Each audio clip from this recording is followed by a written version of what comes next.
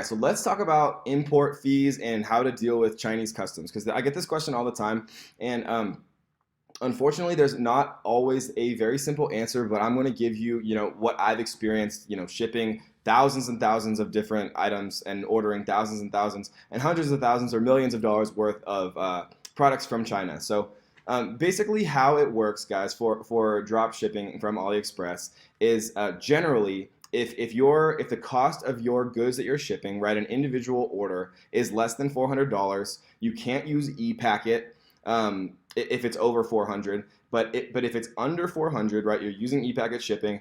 Generally, Chinese customs will categorize it as a gift, and you won't have any import fees or taxation, or more importantly, delays. And so the reason that whatever I've said, in the course or in the past, the reason that I do always suggest getting samples, and I think this is extremely important for a couple of reasons, to always get samples for your especially when you're forming a relationship with a factory, just to kind of get a feel for, the quality of the product, just feeling it in your hands, really seeing it. Pictures and reviews can really only tell you so much. So first of all, for the quality, but second of all, and equally as important, is you want to know if there's going to be any delays. So like if you ship something and it's kind of on the edge, right? Because there's a lot of things that come up from an anti-dumping perspective and a dangerous goods perspective, like lithium-ion batteries, for example.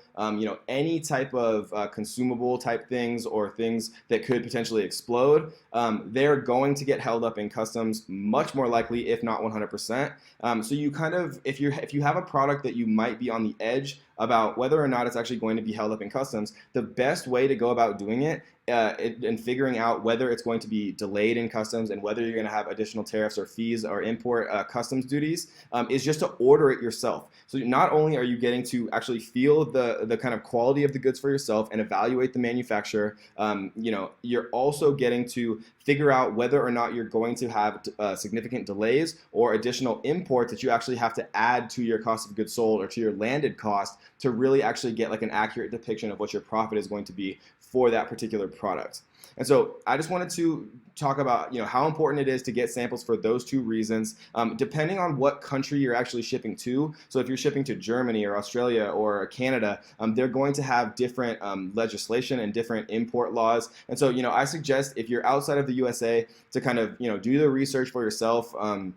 I have a friend who imports into Germany, and he was telling me about a strange little law that he figured out about 22 euros. That if the item is over 22 euros, there was like some additional thing that they had to actually do from an import perspective. So I don't personally ship to Germany particularly often, especially from a drop shipping perspective. So I don't know much about it. But if I found a niche that was targeted to the German market, or if I spoke German or knew more about the culture and what products are interesting to them, then I would definitely do that research. So if you're shipping to the USA, for the most part, and I can't say always, but for the most part, if it's under $400 and it's a single item and you're shipping it via ePacket, Chinese customs is going to call it or signify it to be a gift, and they're not going to charge you any additional fees or imports or anything like that. And so, just some of the stuff you guys want to watch out for are, glass products, steel products,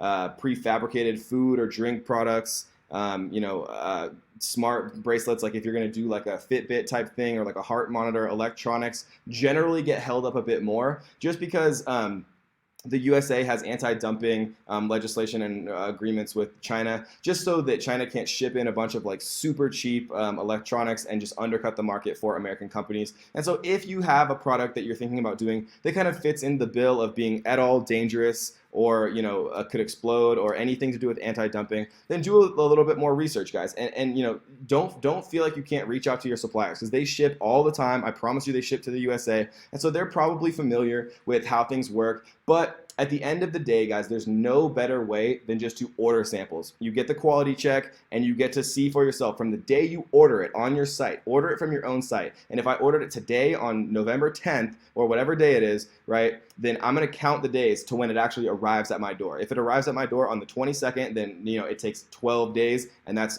best case scenario for ePacket, and I'm going to write that down. And so that's just You get all the information, you get the quality, you get how long it takes to ship to you, and you get to figure out whether or not you're going to have import taxes or, more importantly, import delays. So I hope that helped, guys, and let's get to the next one.